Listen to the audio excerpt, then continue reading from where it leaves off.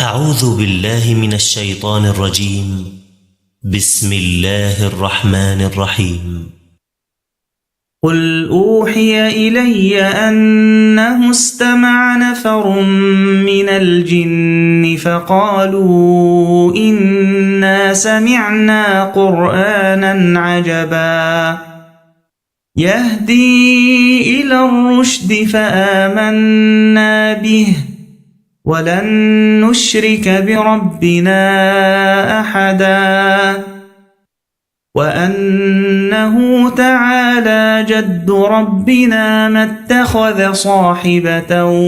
ولا ولدا وأنه كان يقول سفيهنا على الله شططا وأنا ظننا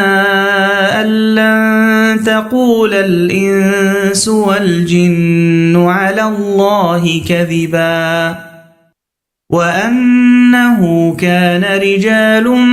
من الإنس يعوذون برجال من الجن فزادوهم رهقا وأنهم ظنوا كما ظننتم أن لن يبعث الله أحدا وأنا لمسنا السماء فوجدناها ملئت حرسا شديدا وشهبا وأنا كنا نقعد منها مقاعد للسمع فمن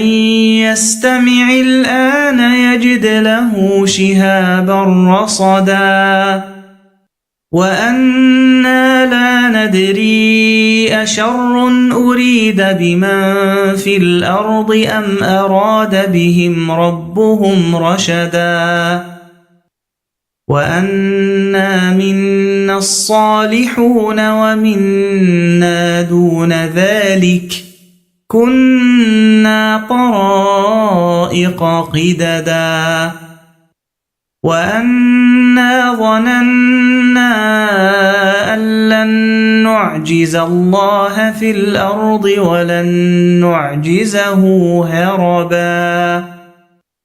وأنا لما سمعنا الهدى آمنا به فمن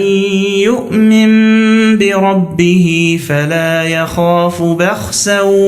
ولا رهقا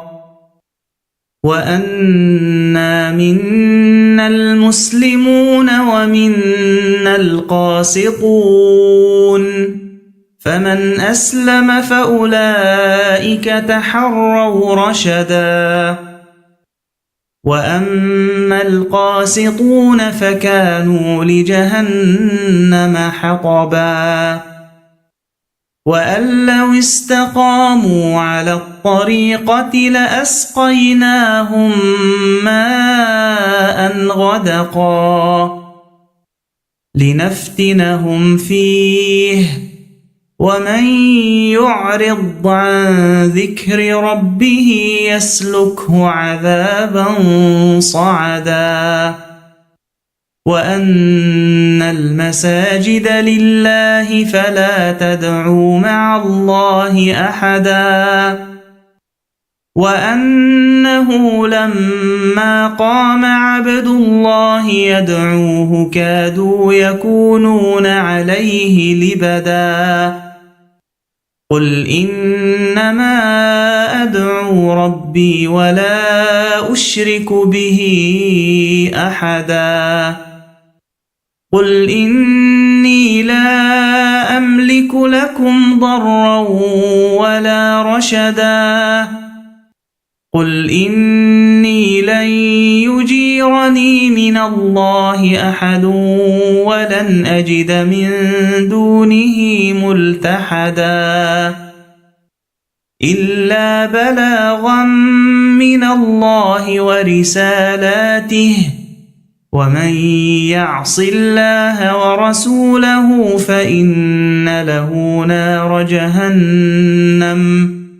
فإن له نار جهنم خالدين فيها